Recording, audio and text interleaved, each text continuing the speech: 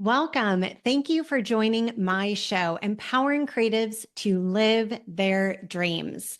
I'm Jessica Osrek. Today we have a very special guest who is an award-winning creative, Tuesday Poliak. Hi. Welcome, Tuesday. Hi, Jessica. I'm excited to be on your podcast. This is great, talking about creativity, my Yes. favorite. Yes, I'm excited for you to be here as well. We're going to be jumping in. So Tuesday is the Chief Creative Officer at RP3 Agency, which she just joined earlier this year. And Tuesday, you've worked at well-known agencies throughout the world, McCann, Chiat/Day, BBDO, across LA, New York City. You even worked at Strawberry Frog in Amsterdam. Yes. So I'm interested. What most intrigued you to make the transition to lead the creative at RP3 Agency? So that is recent, as you said. I've been at RP3 Agency for about 5 months now, and I absolutely love it. The reason I switched to RP3 was they were an independent owned agency and also women led. And I loved that. And I have worked at some other independent agencies in the past, like Strawberry Frog, but that goes back 15 or 20 years ago. I was just at the 25th anniversary for Strawberry Frog being in business. And we were counting how long ago it was actually that we were sitting in Amsterdam working when they were only a few years old. So it had been a while since I'd been in an independent agency and had been at so many great agencies. They weren't independent. They felt more like independent agencies 15 years ago. But as I grew in my career and took on, more and more leadership roles, the marketing world was also changing. So when I was working at Wunderman and Wunderman Thompson, it was such a great experience, but you were part of a very big network. And I feel as if maybe in the older days, an agency felt more independent because they were part of a network, but not everybody worked together as closely as they do now. So there's pluses to that. For me, there's also minuses to that. Sometimes it's just an awful lot of cooks in the kitchen at times. And so for me, when I left the last role and thought, okay, what do I want to do next? Like, where do I really want to put my love and my passion and creativity and leadership? I was thinking, do I take another big role at probably a network or not? And I love the idea of an independent agency. I just didn't know, like, will I be going backwards in my life? Is that a step that's different from running multiple offices and having hundreds of creatives in your department and working on global pitches and working for some brands that are incredibly well known? Will that be a step back? And I had to sit with myself and kind of do internal work and realize, my God, no, that's the passion that got me into this business. I love the idea of being in a smaller group of people and we all collaborate and roll up our sleeves and get to the art of creativity. And when I found RP3 and talked with the CEO, she talked so much about creativity. So I thought, wow, there's nothing to lose. Matter of fact, these independent agencies, they're independent for a reason and they love creativity. And I had more conversations about creativity, talking to some of the smaller agencies. And I just thought that's that spirit that I miss. And at an independent agency, you get to make your own choices. There's nobody, nor any stakeholders, no shareholders that really get to tell you which direction you're going to go. Mm-hmm. So I think like when you set priorities for an agency, it's really nice to be able to carry them through without asking permission from anybody. So that's kind of the change for me, was just go from kind of a little bit from big to small, from a little less permission structure to permission, or from having to ask for permission to there's no permission to ask for. Mm. And it allows you to honestly follow a dream. So Okay. Yeah, and it sounds like there's a lot of freedom there. That's what I'm hearing, which who Yes. doesn't dream about freedom, right? So I know how important kindness and creating a culture of growth rather than fear is to you. Can you expand on that and why that's been such a priority to you as a leader?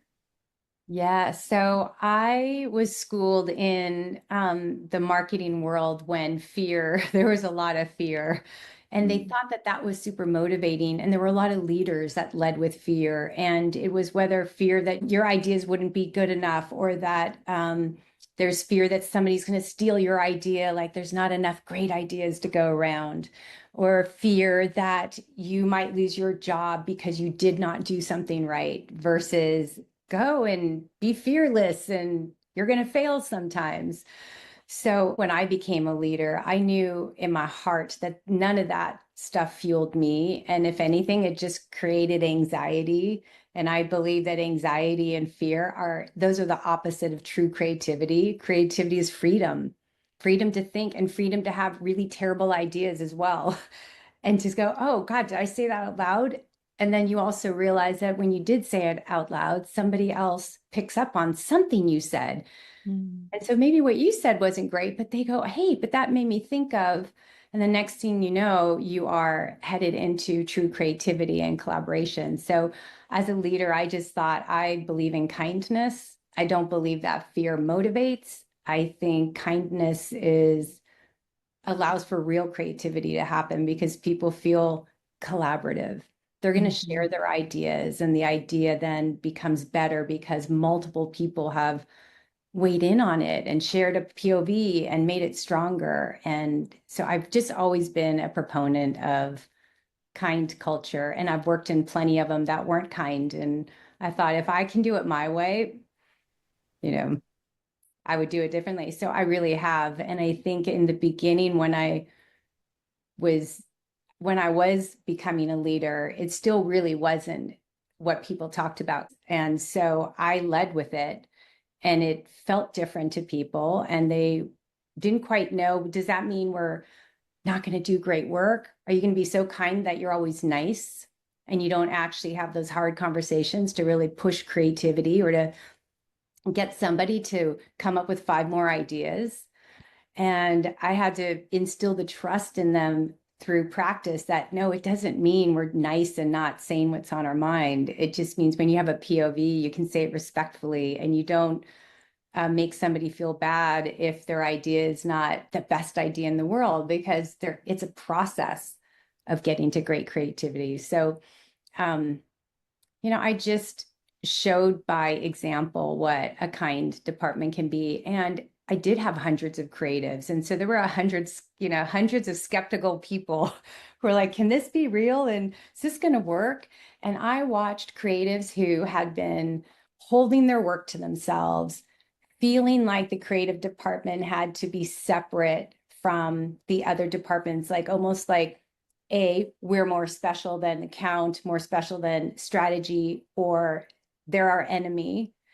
Two, because I don't believe in that either.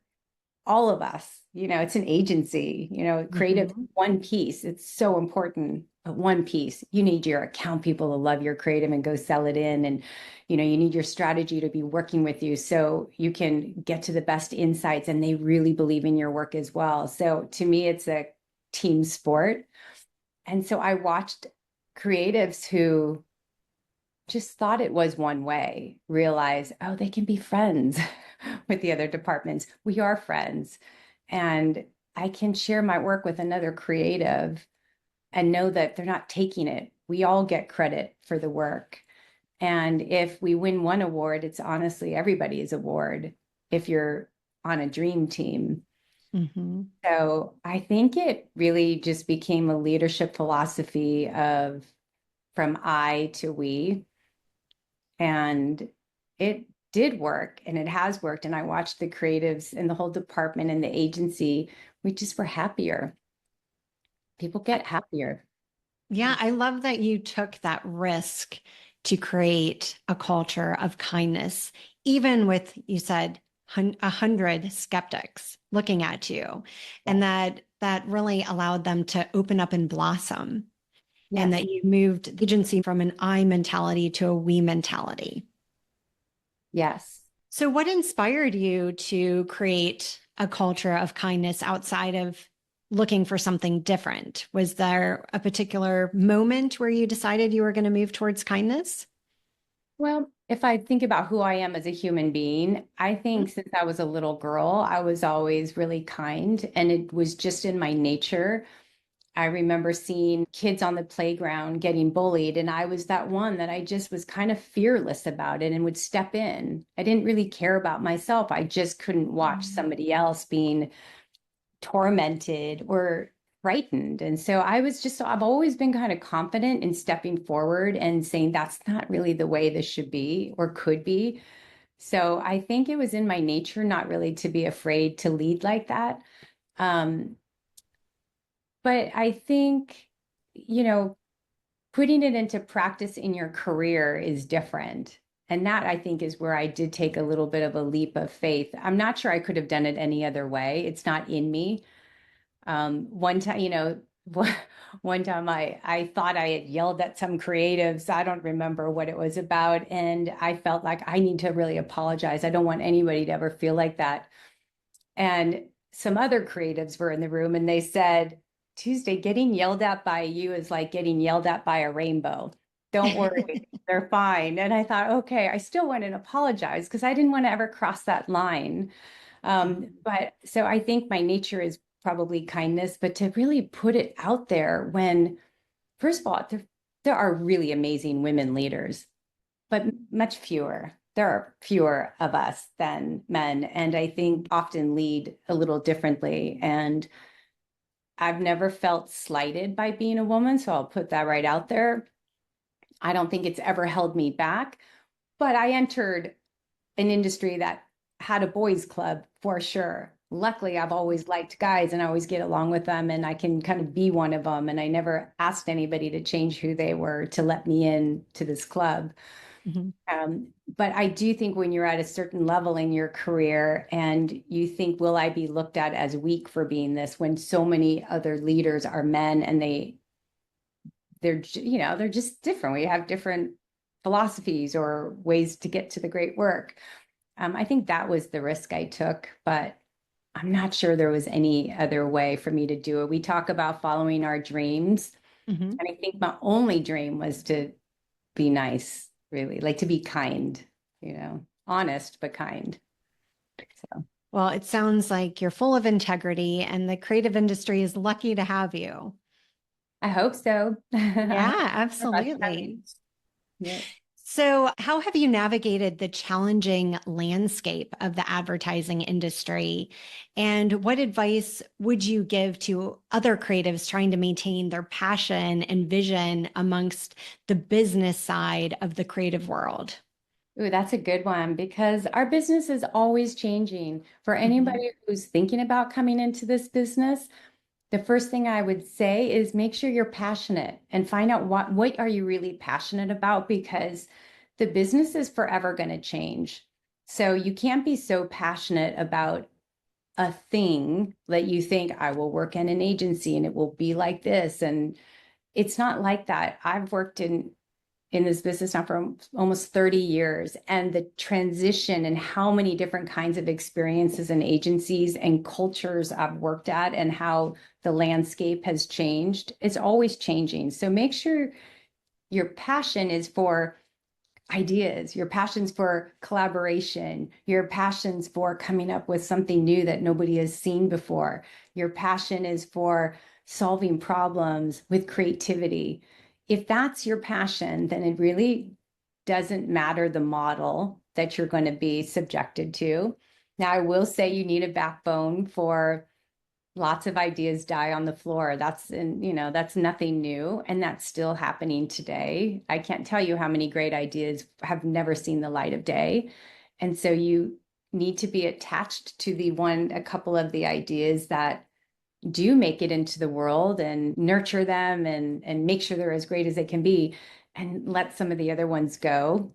Mhm. It's definitely a detachment that you have to have. And then I think for the overall industry and how it's changing, where just even the media and social media and AI and all of these things that are going to come and start and have already changed how we talk to people and how people interact with brands. It used to be a little bit more of a brand talked to people and kind of said, do you want to be one of us? And now brands have to be of the people and want to be part of the individual.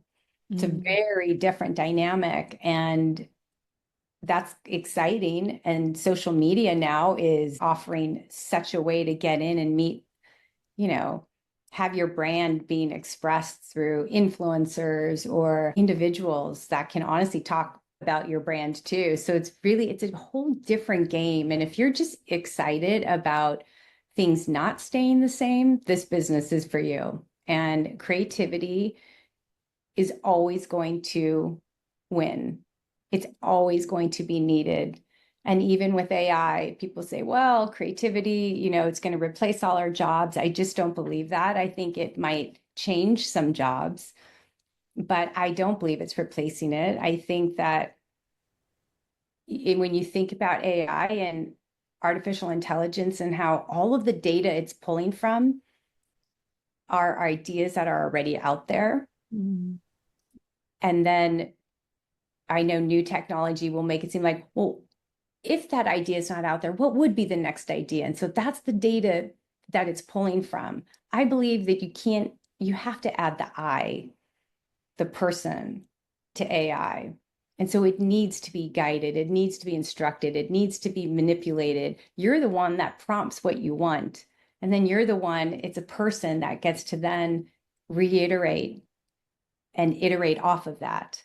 I just don't think it's ever going to replace the individual and creativity. And I think it's just going to help us get where we want to go, maybe faster sometimes. And it's going to allow us visually to do things that were so cumbersome and labor intensive that it even stopped creativity in the past. You come up with something, you're like, well, how am I going to do that? It's like 100 hours in Photoshop, just to even get the comp to a client. And now that's going to be removed and you'll be able to really use your imagination. So I just think if you're passionate about creativity itself, this is still a great business. And forget the model. Don't worry about the model and how it's changing, and just get your skills down though.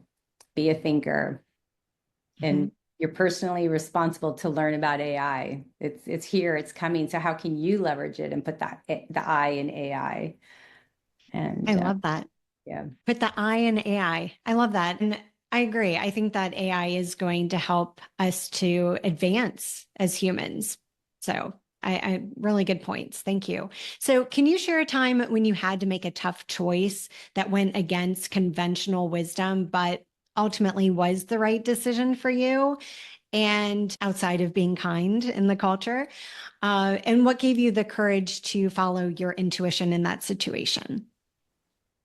I will share a story of how I got my first job because it was completely outside the convention. I think a lot of people thought I was crazy, and it was one of those things where it was either going to work or fail. So I'll just quickly set the stage. Yeah. Time ago, creatives, when they went out to go get their first job after graduating college, and I had graduated Art Center, College of Design, and I suddenly had bills to pay, like the school loans were coming up and I needed to get a job. I didn't have a support system. So I was like, I needed a job. And the way people got jobs back then is, as a creative, you put a big portfolio together. You literally had a portfolio case. It cost hundreds of dollars back then to get all your work printed out, and you would send a hard portfolio case with your work in it to agencies. Each portfolio case could cost up to $1,000 or more just to have it and send it. And so you only had a few, you maybe had 2 or 3 max. And so the process was to send your portfolio to an agency, wait for them to look at it. Nobody was just sitting there waiting for your portfolio to come in. So you had to wait for them to have a need, go to their back room, look at it, and then maybe call you. And the other part of your job, besides waiting and waiting and waiting and waiting, was to cold call these agencies you sent your work to. None of it was like, oh, we need an art director. It was, you just sent your book hoping to maybe work at Goodby Silverstein or Chiat Day or any of the other number of great agencies. And so you would have to sit there and cold call and like, did you get my portfolios there? And people would sometimes, they were nice enough to say, yeah, we have it. It's now with all the other portfolios. Needless to say, it was expensive. It was very time consuming, and I just did not have either of those things. I did not have the money to buy a whole bunch of portfolios and ship them around the world and let them sit there in a room for 6 months. So I thought, well, how can I get my work into the hands of the creative directors that I really wanted to work for? So I made wallet portfolios. I took a wallet. I actually have one still here. I was just talking about somebody about this yesterday. Literally, he did not I'd know love to see it. because I didn't know you were the one that did this. And I ran to my little drawer over there. So I made these wallet portfolios. Okay. And in it, all my work was in there. It was all shrunk down so you could kind of see it. And back then, people had wallets and they literally had pictures of their kids in it. This is a whole different, day. Right. I remember that And time. then it also, though, in the beginning, I made licenses that looked exactly like the creative directors. So this was Oh, actually so Rich cool. Silverstein's. And it really, if you took it out of this thing, it felt like it. I had them laminated. And, this was a lot of Photoshop back then. This is pre-internet. So even finding pictures of people was like Xeroxing them. And then here was the most important part, though, is in the back of the wallet, everybody had, you had your cards. So like I had my art center card that showed that I had graduated. This was basically my resume back here. I had like a work experience. It looks like an American Express card, but it was my work experience up to that point. But it feels and looks like an American Express. I had a phone card that had my phone number on it. And back then we all had phone cards. We used pay phones on the street. And so, yeah. And then I had my own license. Oh, this is my old license. That wasn't in there. So, and then I also had some of the bigger work things, like some of the bigger ads and things like that in the billfold section. Okay. Wow. Very That is short. very So creative. small portfolio. Oh, and I had put in like a little magnifying glass so they could actually look at the work small. But here was really the part that broke convention, I would say, is I took a road trip with a friend and now I had to go and get these and drop these wallets in the agencies. And so we had to kind of work our way through the front desk, which meant we lied. It's like back then it was like a fortress. So we would go to the agencies. My friend would go to the men's restroom and drop one. I would drop one in a hallway and left the agency and drove to the next agency and did a whole trip up the West Coast because I was from the West Coast and there were so many great agencies on the West Coast I wanted to work at. So dropped these portfolios and left and had no idea if it was going to work. But my whole life was hinged on this now. And the truth is it worked. Every single creative director called me and said, this is Wow. great. Oh, and the other thing I wanted is I just wanted to know, like, A, I wanted to work for them, but B, do you have a job for me now? I don't have 6 months to wait. And I heard so many, they would call back and say, this is amazing. I don't have an opening right now, but my God. And some of them gave me other people to talk to. But, I did get my favorite call, which was from Chiat Day. And Lee Clow calls me and says he didn't even like ask if this was me when he called me. He just said, I answered the phone, hello. And he said, this is Lee Clow. I want to give you a job. Oh, wow. Yeah. And so it worked. And I think that broke so many conventions. It turns out, and I did not know this, that it then became taught in schools. Really? Wow. Literally Look at you. taught in That's schools. amazing. Yeah. I was just talking to somebody yesterday and he found out it was me. He was a teacher and he taught at Brand Center, but also Okay. student. And he goes, oh my God, I taught about what you did. I didn't know it was you. And he even put me in one of his books. He said he started a book called Breaking In about how do you get your first job in advertising. So long story short, it's kind of a famous story, but I think that's the risk is when you have a problem you want to solve. Creativity can always be the answer, but you do Yeah. have to be willing to take the risk. And I kind of risked it all and it did pan out for me. It sure did, with an offer from your favorite Yes, agency. yes, Oh, yes. well, that's a wonderful story. Thank you for sharing that. And I remember those days with the big portfolios. They weighed what, 10, 15 pounds each. Very expensive to send too. I mean, the whole thing was just not, honestly, it was a system not set up for a student. It might have been set up Mhm. for somebody if you're more professional and you can afford it and you have a job and you're maybe just waiting to see if another great job comes. But for a student just getting out of school, it was a system that was really, it just wasn't set up for you. And so I just kind of hacked it basically and said, well, that isn't for me. And I think that's a big thing to do in your life, just all along your journey is Mhm. I have an expression and I always tell the creative departments and even myself, no suffering. Because if you're suffering, it means you're not speaking up. It means you're not asking questions. It means you are not rethinking a process that could be fixed better. Like you're not being solution oriented. So I think it's up to all of us to ask ourselves, like, how can we make this better and take the risk to try to change it? And if it won't change, we'll just go around it. You know, Mhm. you can hack something or decide you're going to do it a different way. And I think that's really relevant in today's world now to you do have some personal responsibility in your life, in your journey, how you want to navigate it, how you're going to step forward. Even for Yes. young people, I tell people all the time when they're starting in the business, even in interviews, I tell them, just who are you? I want to meet you. You don't need to be anything other than who you are. It's enough. Mhm. So Mhm. show up with your personality. Don't show up with mine. I don't need another me. I need you. That's what I don't have. And so I think that just personal responsibility of following your dream and speaking up and not suffering and hacking things that need to be hacked and like it's also important to our business. And I love the idea of it being solution oriented, right? Because sometimes a problem can seem so big and in our way, but if we can approach it with, okay, there's a solution. What is that solution? Like you said, you're like, this doesn't work for me. What's the solution? You infused a bunch of creativity, and then look at it became an example that professors at the brand center were teaching their students years later. So um, that's a wonderful piece of advice. So, as someone who's worked in both big cities and smaller markets, what do you see as the pros and cons of each, and how has that shaped your perspective? Hmm.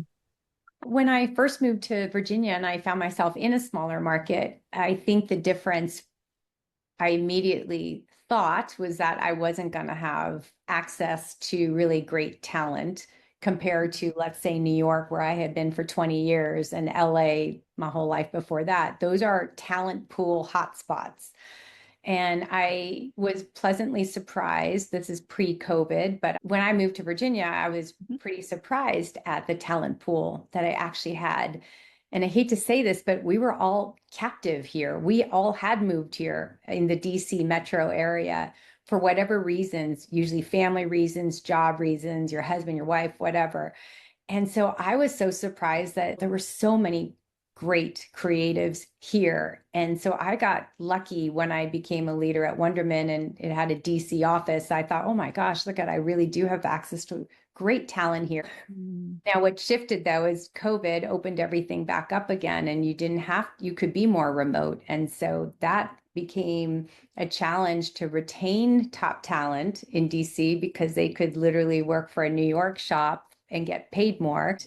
And now I think it's evening itself out because there are New York creatives who would rather work remote. And so they're looking for mostly independent agencies that they can work remote for because the big shops in New York are asking people to come in multiple days a week. So it's this shifting dynamic. But I think the biggest difference in terms of the business is kind of just the talent pool and how many people want to be in your business. And then personally, it's just a lifestyle change. You know, for me, I loved New York. It used to be my hobby. People say, what's your hobby? And I'd say New York. Say, well, that's not a hobby. And I said, then you don't know New York. Like it is a full-time job to love New York. I mean, in a Mhm. full-time like hobby, there's always something exciting to do and learn and discover.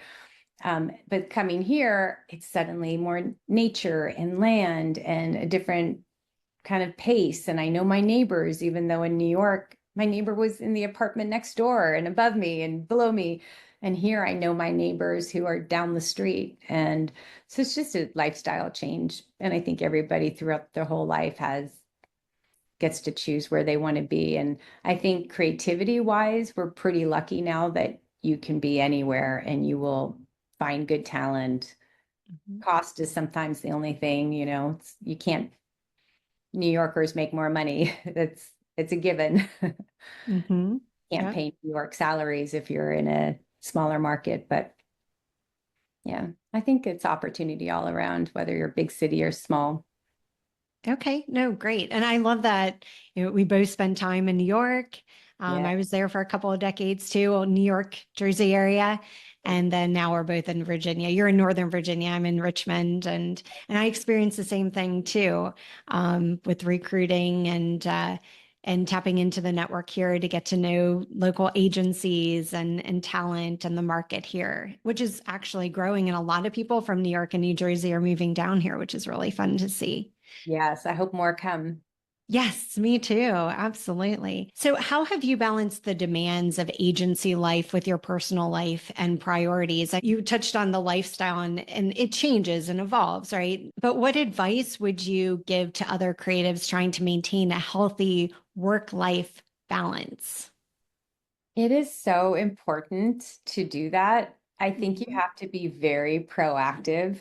I will admit that I failed miserably at a work-life balance because I think when I came up in the business, it's not even really called advertising anymore, but it was then. And it, I mean, we worked. It was called, shy at night and day. Mm, It was, Crispin, you worked all night. It was BBD. I mean, we worked because we loved what we did. And it was a business that didn't have a time schedule. There was no 9 to 5. And back then, too, though, some days you would have nothing to do and you just got to have a great day and go to the park. And you weren't expected to show up in the office if you didn't have something going on. So there were these ebbs and flows of your time. But I grew up giving everything to this business and I loved it. It paid me back too, though. I traveled all over the world and went on productions everywhere. And I got so much out of it that I didn't know how much of my private time I was really giving up. mm, I do know I spent almost every birthday on set with strangers bringing me a birthday cake because there was always production in November for Thanksgiving and Black Friday and Christmas coming up. But I think as I got older, I did quit advertising twice because I was exhausted. mm, Where people would say, "You're crazy. You can't leave that job. You're in an amazing place." And I thought, I'm so tired.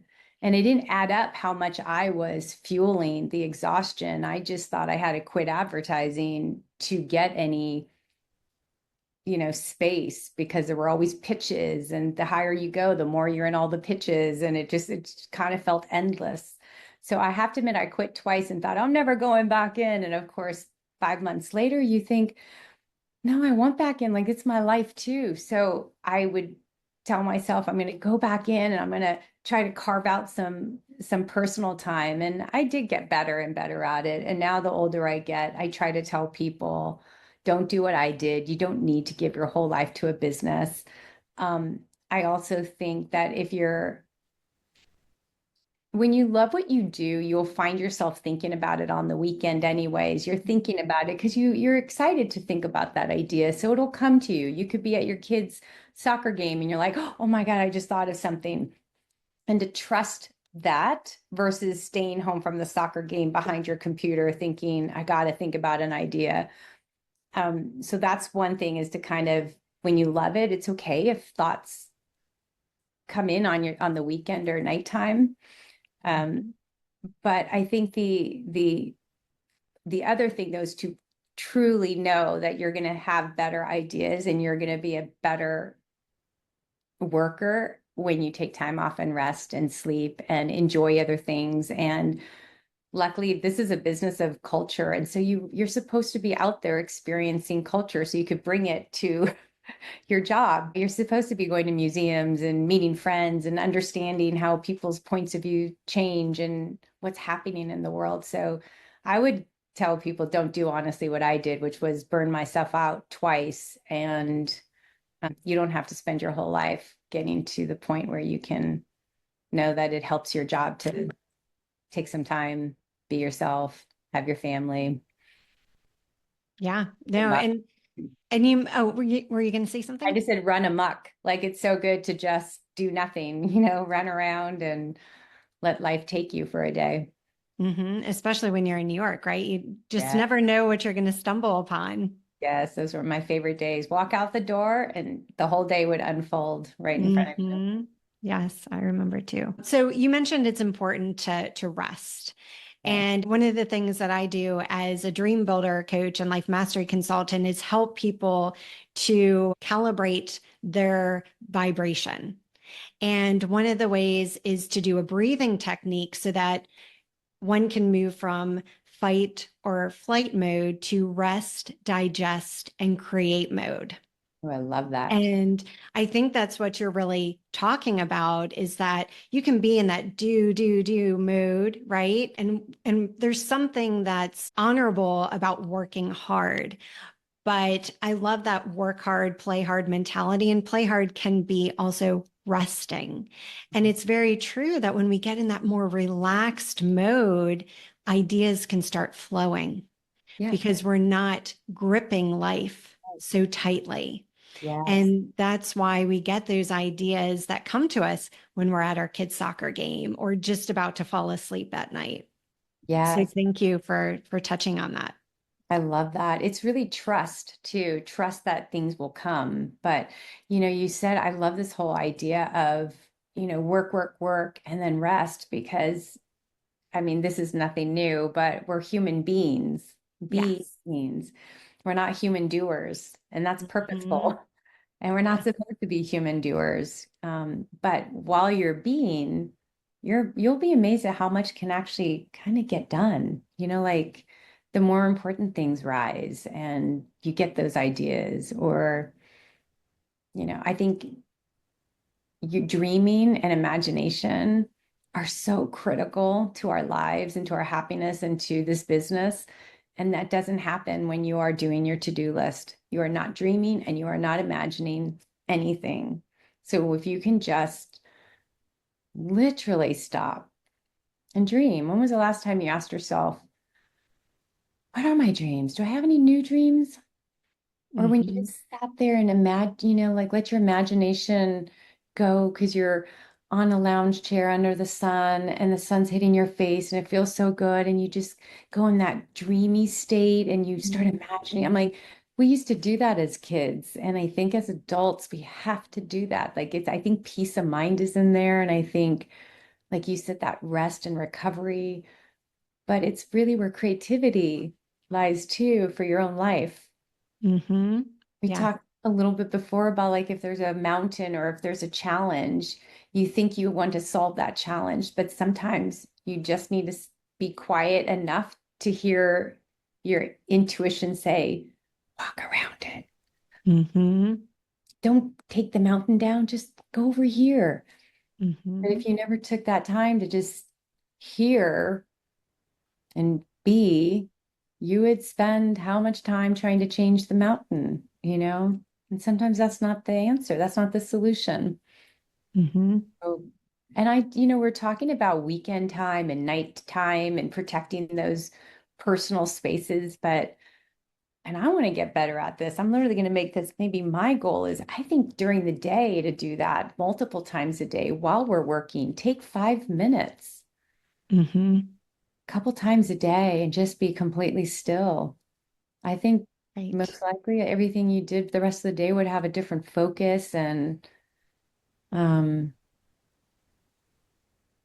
sounds really good. I can to me it feels like relief and relief is always the right thing.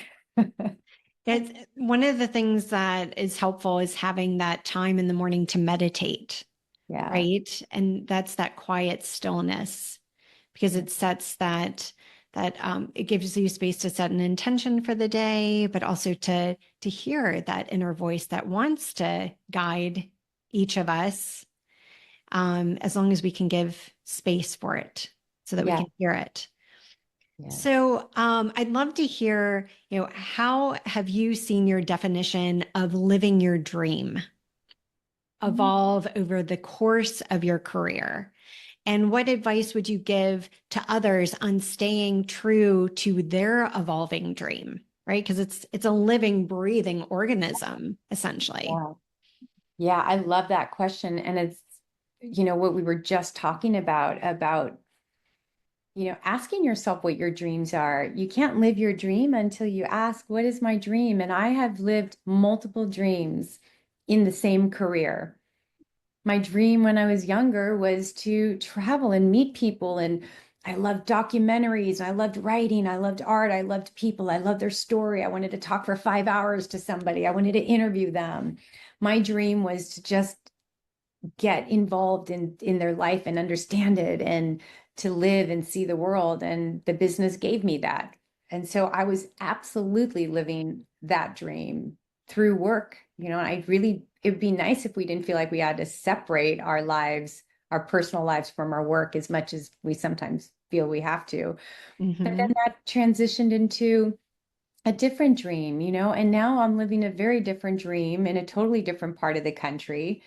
But my dream was to have some space and I really wanted animals around. I wanted to see squirrels and birds and fox and, a little bit more than the park pigeon, which I was always trying to protect them in New York. People wanted to throw them like a football. And I'm like, what are you doing? Oh my gosh. They're alive. But so I feel like you don't live a dream until you ask yourself, what's that dream? So it took me sitting in New York to say, okay, I feel like I've been loving this. What's my next dream? And to kind of get quiet and ask yourself what it is. And leaving New York is not an easy thing for somebody who loves it. I still love it. But there Hmm. were those voices in my head that allowed me to think, well, I would love squirrels and birds and fox and deer and space and not having everything under my bed. And that became a dream that was bigger than loving New York. And it shifted my whole life. And because I made the bold move to go, dreams take some risk. My favorite quote ever is leap and mighty forces will come to your aid. The Mm. Goethe quote. And that used to be on my door when I left my apartment every day in New York. I saw it. And it's so valuable to remember you can have the dream, you think it, you do need to make the first step. You head in that direction and you trust. So I think, for people to live their dream, the first thing is to ask, have you dreamt a new dream yet? Are you in the middle of a dream that's going great? Or is it time for another dream? It doesn't Hmm. mean you have to move. A dream doesn't require that. But I do think we don't check in. I think we get really busy with our lives and think, this is it. I'm now a mother. I now have 2 kids. I now have a job. I have this. I have the car insurance I have to pay for. I have the soccer practices. As if you can't still dream. Hmm. And that's just not true. I think if you stop and dream again, then you have a whole nother dream to go for. And so maybe that's just the number one thing we have to do is ask ourselves, have we stopped dreaming? I love that. And you mentioned earlier in our conversation about not to suffer, right? And one of the key signals for growth and changing in the direction of one's dream is to lean into our longing and discontent. Oh, And yeah. that goes in line with the suffering, right? So if we're longing something, then like you were longing for squirrels Mhm. and for more space and to not have everything under your bed. And that discontent is that suffering.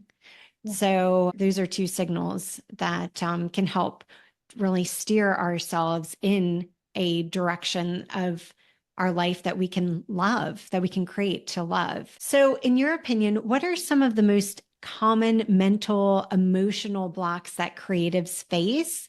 And how have you worked to overcome some of those common blocks? Mhm. Fear is probably the number one thing a creative is going to feel, which is has a multitude of emotions within it, anxiety, rejection, all of these things, because you are afraid you're not going to come up with the idea. You're afraid the presentation isn't going to go well. You're afraid somebody's going to poo-poo on your idea. You're afraid it's not going to win the award. You're afraid, like this is business that if you believe it to be this, that you feel like you're always on the chopping block and Mm, it's a very, you have to, as a creative, overcome that. It's, for me, most of it was self-imposed. So it's a mhm, good process to undo and to realize you don't need to be afraid. There's like I think I had to convince myself that nobody's judging, even though, and if they are judging, I think it's Brene Brown who said, I only want to be judged by those who are in the game. If you're not in the game, then you don't get to judge me. So the truth is, who's really judging? mhm. Maybe another creative, but creatives don't need to judge each other. We're in the game of, I'm going to help you. We're going to work together and get something out the door. Like Yes. you said, is that person in the game who's judging me? Yes. And if you could talk to your 20-year-old self, what would you tell her? Hmm. My 20-year-old self. She was really, yeah, well, hold on, let me start over. I would tell my 20-year-old self, uh, I'm thankful that the 20-year-old self I was asking a lot of questions about what I really wanted to do in my life. And I took so many Mm, left turns when the rest of the world was trying to tell me to turn right. And so I would first applaud her and say, good job for just knowing it's your life and your life is not supposed to look like everybody else's life. And it's not supposed to. And so I would applaud her for that.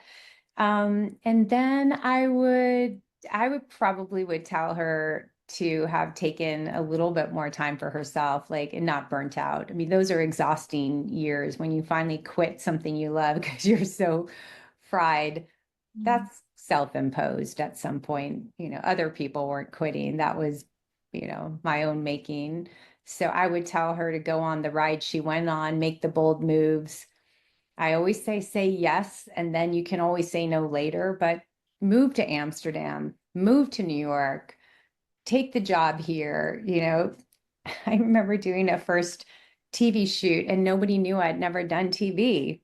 I just didn't tell anybody. They didn't think to ask. And so I thought I have to go on set and pretend to know what I'm doing. I did it, but that was also a choice to just be like, say yes, just dive in.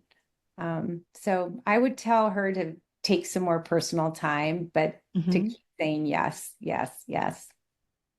And I love that you applaud her because I think there's a tendency, and this was a recent breakthrough of my own. I think there's a tendency to look down the road and want to be that person of more greatness and growth, and almost want to put that, person that I want to become or the person in the dream on a pedestal. Whereas Right, it's really the person that takes the risks, right. amongst uncertainty and is dreaming the dreams and doing all the work to become that person of greatness Yes. that really deserves the applauding. So I love that you bring that up because that is such a good point and it's a good awareness to bring to our audience. So thank you for that. Yeah. What is the best career advice that you ever received? I received it when I was in ad school, and somebody told me, don't chase the money. They said, be creative, go to the creative agencies you want to work at, and know the money will come. Mm-hmm. And when you're, graduating art school, like I said back then, it was like, well, wait, I need money, because money, it was easy for the professor, the teacher to say that because he had money. He was sitting in a house and, but when you're living paycheck, I didn't even have a paycheck at that point. When you're literally getting out of school and all the loans are starting and you have bills, real bills, and you have a very limited income. Uh, it is a lot to tell somebody not to worry about the money, but Mhm. it was the best decision. I heard what he said, and when people offered me jobs, if I looked at the place and thought, wow, I'll make more money, but am I really inspired by their creativity? Do I love the creative director who's working there? So I did say no to certain places and said yes to the places that I might have made less money, but I loved who I was working for and I believed in them. So Mhm. that was the best piece of advice. And I would still to this day say that, like, as you move through life and as you follow your dreams, sometimes you earn more money. And I have had many instances where the next job I made less, but I got a different part of my dream. And then I made more. And then I've made less. Anything else you would like to tell our audience today for those who would love to go for their dream? Please do it creatively and come into this creative world. We need so many young, diverse, different kinds of people who are fearless and the good news is you can come as you are. We're not asking you to be somebody else. You just come as you are because we need so many different viewpoints and personalities and artistic skills. And so it's really a business if you love people, if you love art, if you love writing, if you love storytelling, if you love doing things different, if you like thinking out of the box, you can come as you are. And I hope you do look into kind of marketing and advertising. And if you're already in it, just keep being yourself. And if anything's holding you back, maybe you can look to see what that is. Because if you're holding yourself back, then somebody's not seeing some great piece of you or skill of yours or, possibility of what you can create. So I think just show up. That sounds like I always used to say, just show up every day. And to me, that really means like really show up, like be Mhm. present and excited. Some people hear that as like, oh, so you're just going to show up. But I mean it like, show up. What you got today? What do you want Mhm. to do today? What can I show you the world today? How can I be kinder to a colleague? How can I help somebody with their idea? How can I, just show up and be really passionate? Well, thank you for participating in my show Tuesday. I'd love to have you on my show again in the future to hear more about your experience at RP3 Agency and the evolution of your career journey. I would love it. This was a great conversation, and we need more conversations like this. I So agree. And you've given so much value to the conversation. So thank you again. thank you. And thank you for joining my show, Empowering Creatives to Live Their Dreams. I'm Jessica Osrick. You can do it. I believe in you.